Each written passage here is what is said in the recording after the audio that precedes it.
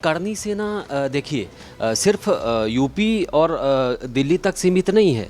करनी सेना जो है वो ठाकुरों की सेना, राजपूतों की सेना है, वो देश भर में है। अखिलेश यादव को अगर पीडीए चाहे एससी ओबीसी का वोट मिला होता तो आज सत्ता में होते, बीजेपी नहीं होती वहाँ पे। नमस्कार, आपका स्वागत है। आप देख रहे हैं भारत एक्सप्रेस का डिजिटल प्लेटफॉर्म और मैं हूं आपके साथ आनंद विजय सिंह। आज हम बात करने जा रहे हैं राणा सांगा को लेकर। एक चर्चा शुरू हुई थी और एक विवादास्पद बयान आया था राज्यसभा में समाजवादी पार्टी के सांसद के द्वारा, और उसके बाद उनके घर पर करनी सेना ने हमला किया, तोड़फोड़ की, और फिर अब एक बार फिर से आज आगरा में एक सम्मेलन होने जा रहा है और जनसभा भी होने जा रहा है। और जनसभा का आयोजन करनी सेना की तरफ से किया गया है राणा सांगा की जयंती के मौके पर, और वहाँ पर तनाव की स्थिति एक बार फिर से आ गई है। ऐसा लग रहा था कि अब ये मामला धीरे धीरे ठंडा पड़ रहा है, लेकिन आज एक बार फिर से ये पूरा मामला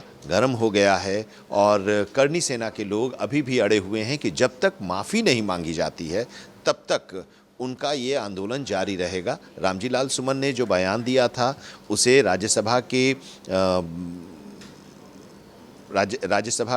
रिकॉर्ड से तो उसे हटा दिया गया, लेकिन अभी भी ये पूरा मामला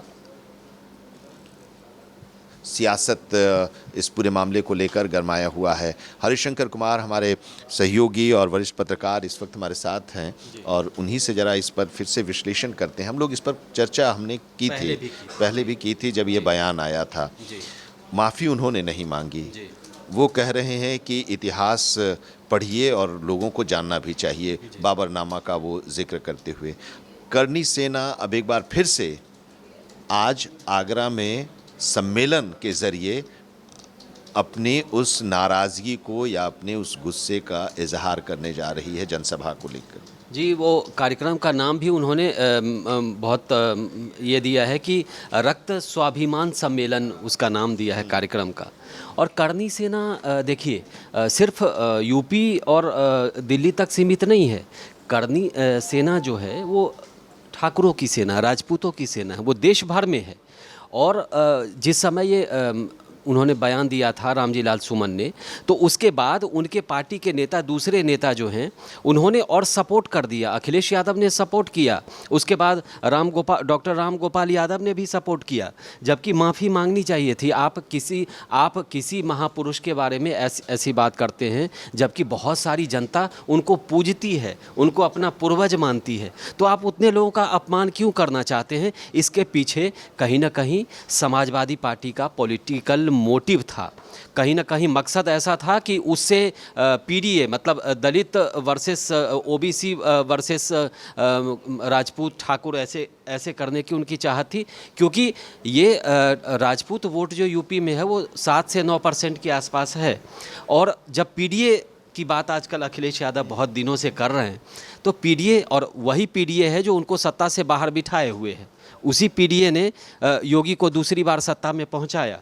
तो बात खेल यहाँ तक नहीं है कि उन्होंने अपमान किया और ये वो माफ़ी ना मांगेंगे, न उनकी पार्टी उनको माफ़ी मांगने देगी, क्योंकि जानबूझ करके लगता ऐसा है कि वो उनसे जानबूझ करके ये बयान दिलवाया गया ताकि वहाँ पर ठाकुर का वोट तो वो जानते हैं कि इस बार हमको नहीं मिलेगा या कम मिलेगा, लेकिन कम से कम इसी बहाने इस पर जितनी चर्चा होगी तो उसका फ़ायदा जो है अखिलेश यादव चाहते हैं कि उसका फ़ायदा हम उठाएं और पीडीए जो है हमारे पक्ष में आए।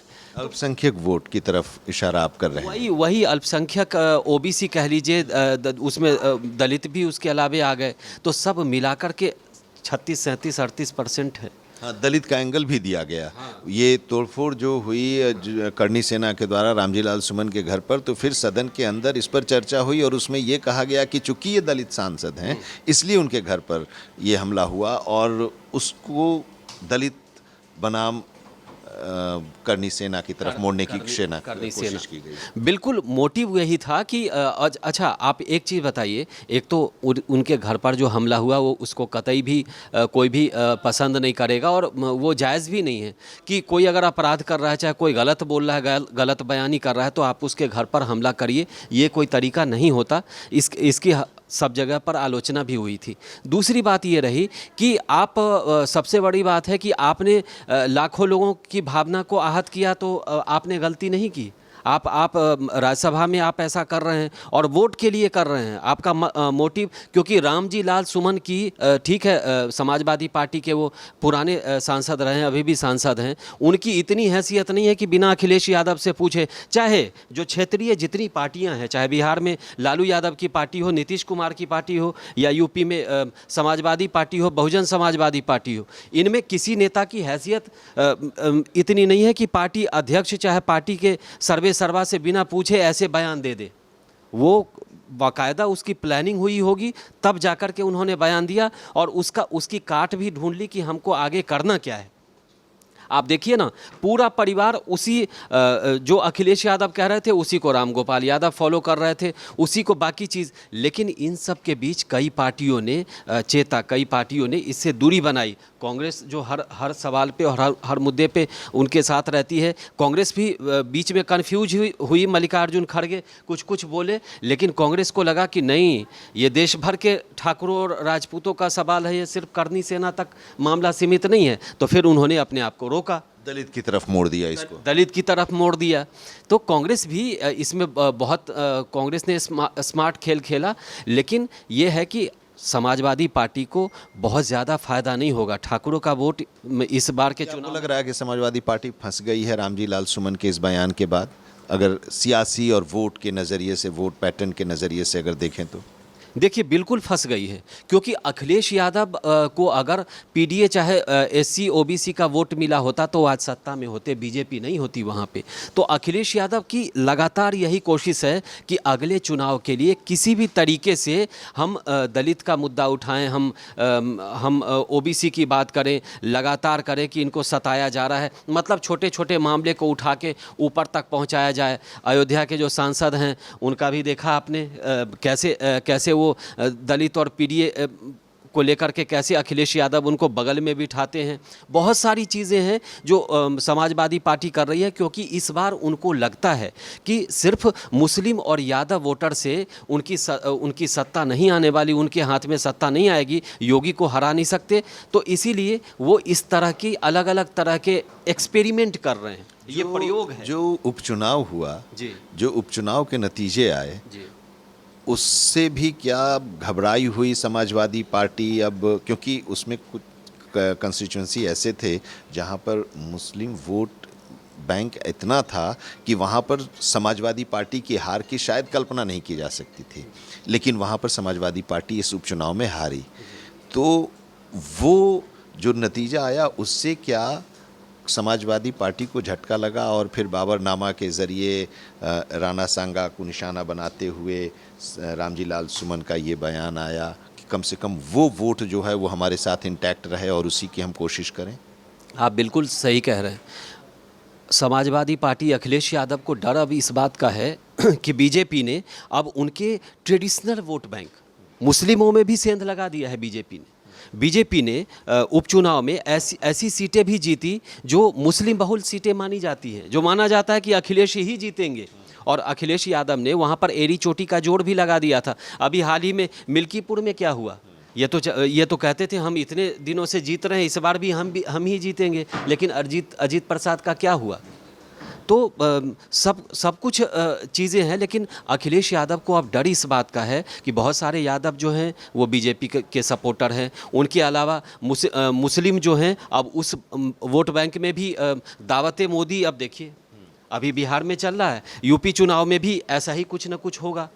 तो आप बीजेपी लगातार मुस्लिमों के करीब जाने की कोशिश कर रही है और यूपी में बीजेपी का फोकस पसमानदा मुसलमान है और उनकी काफ़ी अच्छी खासी तादाद है।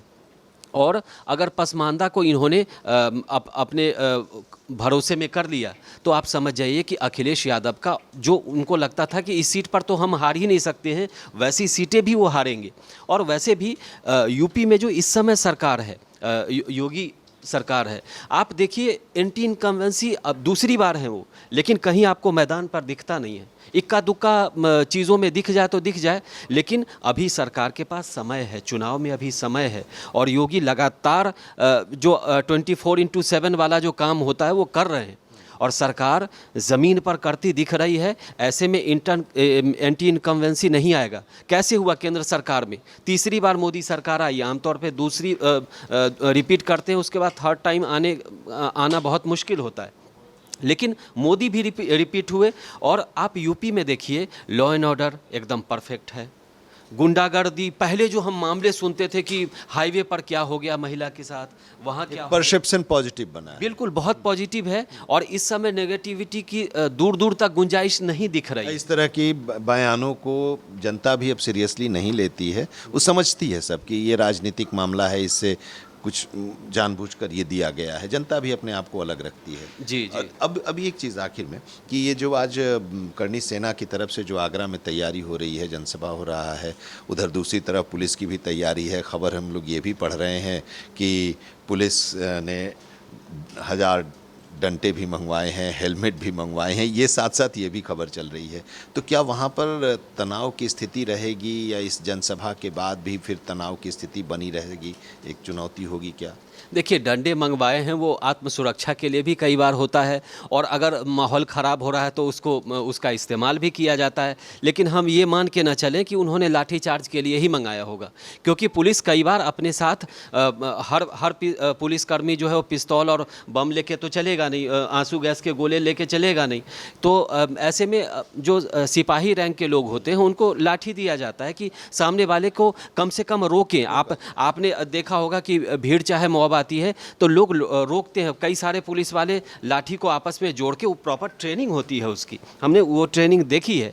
तो उसको रोकने के लिए होता है। और आमतौर पे इसी का इस्तेमाल, और पुलिस तो अपनी तैयारी करेगी ना। जहां 3 लाख लोगों के आने की उम्मीद है, आप देखिए लगातार हम देख रहे हैं वहां पर आगरा में कि चप्पे चप्पे पर पुलिस फैली हुई है।